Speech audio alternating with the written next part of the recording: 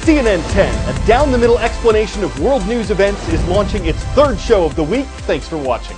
An international summit has begun in the French capital. It involves more than 50 leaders from around the world, and its focus is on climate change. 2 years ago, Paris hosted an event called COP21, meaning Conference of Parties 21. It brought together negotiators from 195 countries, and it had the goal of reducing carbon emissions, or greenhouse gas emissions. Most climate scientists say these emissions, which are caused by human activity, are contributing to rising global temperatures. But some critics say the climate changes naturally and that the Earth can adjust to it. In the 2015 summit, an agreement was reached that countries would set their own goals for reducing their emissions. It wasn't binding, meaning countries didn't actually have to fulfill their commitments. But U.S. President Barack Obama, who was in office at that time, said the Paris Agreement established the framework to address climate change and called it the best chance to save the planet. Not everyone agreed, but all except 2 countries signed on to the deal, and the 2 holdouts joined later. But earlier this year, the U.S. said it would withdraw. Newly inaugurated President Donald Trump said the Paris Agreement disadvantaged the U.S. and would cost millions of jobs. He added that America would push for a new agreement that was more fair. Still, the other countries stayed in, and 2 years to the day after the initial deal was made, a new summit kicked off in Paris with the goal of jump-starting a transition that's been lagging. You don't have to look far to see how complicated the climate change issue can become. In fact, right outside the Paris Conference Center's front door, there's a battle going on between 2 million Parisians and the 1 million suburbanites who commute into the city each day. 4 years ago, city officials began closing down sections of express lanes along the River Seine in Paris, hoping to replace cars and trucks with bicycles and pedestrians in order to limit pollution. But after a year-long study, air pollution officials found that roadway closings only pushed the pollution from the river, where no one lives, to Paris neighborhoods where people do live. If you take out cars, you have better air quality. It's better because less emission. But if you put them in other places, in other routes, you will have more pollution. What's more, it was expected that an increase in traffic would encourage commuters to use public transit, but it hasn't happened.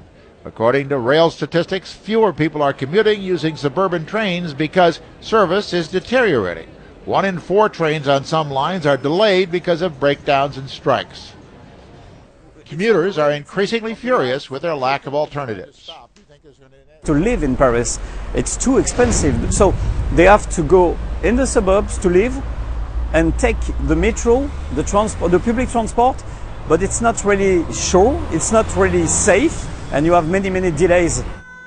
As well, the increase in traffic congestion on Paris streets adds time to commutes and can delay emergency vehicles, which may get stuck behind the idling cars. City officials say it's worth it for the pleasure Parisians and tourists derive from a leisurely walk or ride along the river. There are thousands or tens of thousands of people who are just using it now with biking, with walking, or just enjoying this new park in the center of the city of Paris. That may be true in the summertime. However, when the weather turns, the strollers and riders disappear. But the cars do not. What's more, the city's ambitious scheme to encourage bike sharing has had its own problems. The company behind it reporting that because of vandalism and theft, 15 to 20% of the bikes were lost each year, and maintenance costs went through the roof. We have to work on each bicycle almost every 15 days. The old bicycle rental stations are now being ripped out to make room for 3 new higher-tech bike-sharing schemes, something which may solve some of the problems. But as city officials here have found out, convincing people to abandon their cars and go green is proving more difficult than at first thought. Jim Bitterman, CNN, Paris. 10-second trivia. What is the largest country in the world without a river? Saudi Arabia, Greenland, Australia, or Iran? Though it's situated between the Red Sea and the Persian Gulf, Saudi Arabia does not have a river running through it. It also doesn't have any movie theaters, or at least it won't until next year when commercial theaters will be granted licenses to open up. They've been banned for 35 years in the conservative Muslim country. But the change is part of a series of reforms taking place in the kingdom. The nation's crown prince has promised to destroy what he calls extremist ideologies and return Saudi Arabia to a, quote, more moderate Islam. Part of the decision is economic, as Saudi Arabia tries to reduce its dependence on oil. Movie theaters could create jobs and encourage Saudis to spend more money at home rather than vacation in nearby countries that have more entertainment options. Some Saudi religious leaders oppose this idea. One cleric has called theaters a depravity and suggested they could hurt the kingdom's morals. The first cinemas are expected to open their doors in March. Moving west from Saudi Arabia to the African country of Nigeria. It's had a number of success stories in the Olympic Games, like when its soccer team won gold in 1996. But Nigeria's never won a medal or even competed in the Winter Olympics. Next February, 3 athletes representing Nigeria are set to compete in bobsledding. This is the first bobsled team for any African country.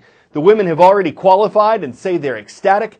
Their driver, Sean Adigan, was born in the U.S. to Nigerian parents. She represented Nigeria in the 2012 Summer Games, and she spoke to CNN about the transition from one type of track to another.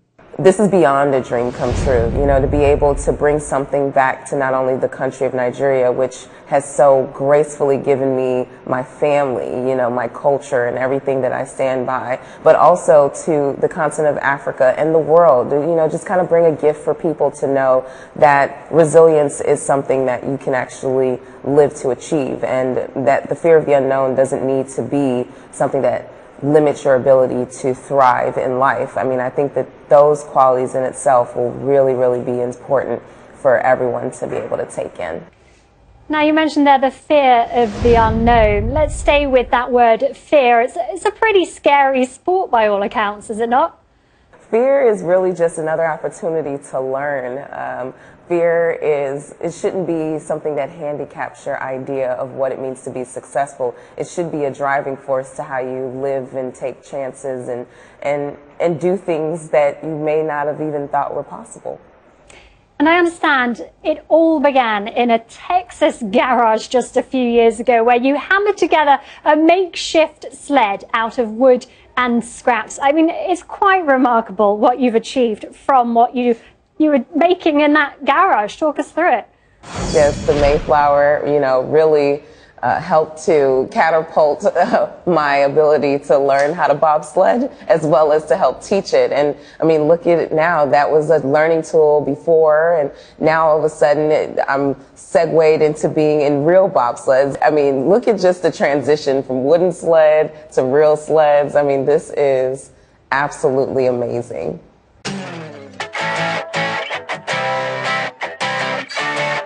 A man at an Arizona diner recently ordered some bacon and eggs. His bill was $17. He left a tip of $2,000. When going out to eat, 20% is usually considered a good tip. This was more than 11,600%. He left a note that said, "Please split with the whole staff. Merry Christmas." That meant more than $200 per employee. His server said, "You hear about this kind of thing on the news, but you never think it'll happen to you." Guess she thought it was unbelievable. Turned out that was the tip of the iceberg. It seemed to tip off other customers to do the same thing. Tip for tat with a tip of the hat. Bills began to fill, tipping the scales for hard-working employees whose tip jar runneth over with the spirit of giving. I'm Carl Azuz for CNN 10.